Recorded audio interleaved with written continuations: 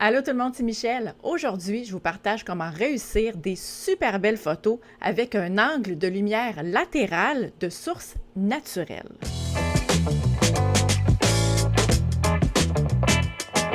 Chaque fois que je fais des vidéos sur la chaîne où je parle de lumière naturelle, il y a vraiment un grand engouement. J'ai vraiment l'impression qu'il y a plusieurs photographes qui apprécient travailler avec la lumière ambiante, qui veulent pas se casser la tête, qui veulent pas travailler avec des accessoires, qu'on veut juste se promener, qu'on veut avoir du plaisir, mais qu'on veut aussi tirer le maximum de la lumière naturelle qu'on a. Je me suis dit qu'il fallait absolument que je vous parle d'un de mes angles de lumière préféré, qui est la lumière latérale. Si vous n'êtes pas familier avec ce genre de lumière-là, vous allez comprendre dans la vidéo pourquoi je l'aime tant que ça et pourquoi probablement que vous aussi vous allez l'aimer. Mais en fait, c'est quoi la lumière latérale? C'est une lumière qui arrive sur le côté de votre sujet plutôt que de l'avant ou de l'arrière. Elle peut être créée par la lumière du soleil, par de la lumière indirecte qui est réfléchie par exemple sur des surfaces environnantes, ou ça peut provenir d'une fenêtre ou d'une ampoule. C'est une lumière qui est vraiment intéressante en photographie parce qu'elle va créer des ombres qui donnent de la profondeur et de la texture au sujet. Dans une situation où la lumière provient de derrière le sujet et s'en va vers l'appareil photo, c'est ce qu'on appelle une photo à contre-jour qui peut créer des beaux effets de silhouette ou des effets de high-key. Et quand on est dans des situations où la lumière provient directement de face au sujet, le sujet va avoir tendance à avoir moins l'aspect de relief, moins l'effet de 3 dimensions, il va être plus plat, on va moins voir la texture de la peau. La lumière latérale est utilisée dans tous les types de photographies, dont par exemple des portraits, du paysage ou de l'architecture. Ça va être beaucoup plus facile si on est à l'extérieur de réussir des belles photos en lumière latérale si on est au début ou à la fin de la journée. Parce que si on est au gros soleil de midi, la source de lumière va provenir directement du dessus du sujet. Mais si on est par exemple au lever ou au coucher du soleil, bien là, le soleil est bas à l'horizon et va créer des belles ombres qui vont être plus horizontales. Un bon exemple pour ça, c'est la photo que j'ai prise pour faire la couverture de la vidéo. C'est Michael qui fait du Kung Fu. C'est une photo qu'on a prise à l'extérieur. On était près du fleuve Saint-Laurent, un super bel endroit.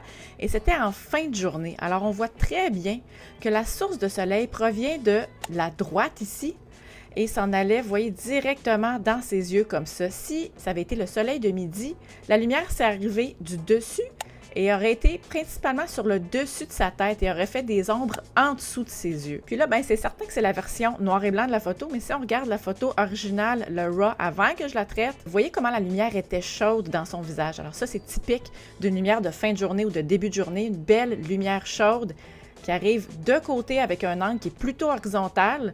Et vous voyez comment on peut passer d'une belle photo RAW comme ça à une photo qui a vraiment de l'impact une fois qu'on a été en post-production. D'ailleurs, si vous voulez en apprendre davantage sur la post-production, je vous invite à aller jeter un œil à ma formation en ligne. Règle générale, quand le soleil est bas sur l'horizon, ça va créer une lumière qui est plus chaude et plus douce. Et plus le soleil est haut dans l'horizon, plus on se ramasse près du soleil de midi, plus la lumière va être dure et froide. Ce qui est particulièrement intéressant de la lumière latérale, c'est que ça va créer des contrastes et ça va créer des ombres pour ajouter un effet de 3 dimensions dans ces photos. Étant donné qu'on travaille en lumière naturelle, habituellement, on ne peut pas changer le soleil de place, on ne peut pas changer l'ampoule de place ou la fenêtre de place. Donc, c'est à nous à se placer en tant que photographe et à placer notre sujet de façon différente par rapport à la source de la lumière pour aller créer nous-mêmes cet effet de lumière latérale-là. Peu importe qu'on soit à l'intérieur ou à l'extérieur, pour obtenir l'effet de lumière latérale, il faut que la source principale de lumière soit d'un côté ou de l'autre de votre sujet. Si vous êtes à l'extérieur, vous voulez que le soleil soit à droite ou à gauche de votre sujet. Si vous êtes à l'intérieur, c'est la même chose. Si vous avez une fenêtre comme lumière principale, vous allez placer votre sujet de côté à la fenêtre. Ou si c'est une ampoule, c'est le même principe. Vous allez placer votre sujet de côté en l'ampoule. On ne veut pas que la source de lumière provienne de devant ou provienne de derrière. J'ai un autre bel exemple pour illustrer ça. Ça, c'est une photo que j'aime particulièrement. C'est un athlète de CrossFit, Jeffrey Adler, qui terminait son entraînement. On appelle ça du accessory work parce que non, il ne fait pas juste des bicep curls, je vous confirme. Et la lumière, vous voyez comment le côté droit de son corps est beaucoup plus éclairé que le côté gauche qui est dans l'ombre.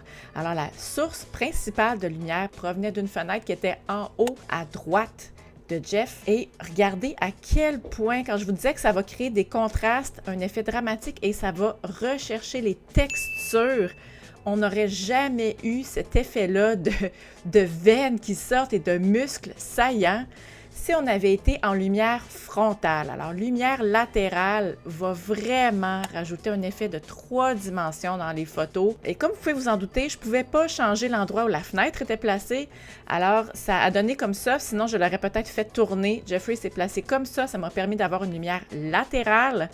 Et j'ai été capable d'avoir l'angle que je voulais pour mettre l'emphase sur son physique. Donc, lumière latérale va vraiment rajouter un bel effet de 3 dimensions dans vos photos.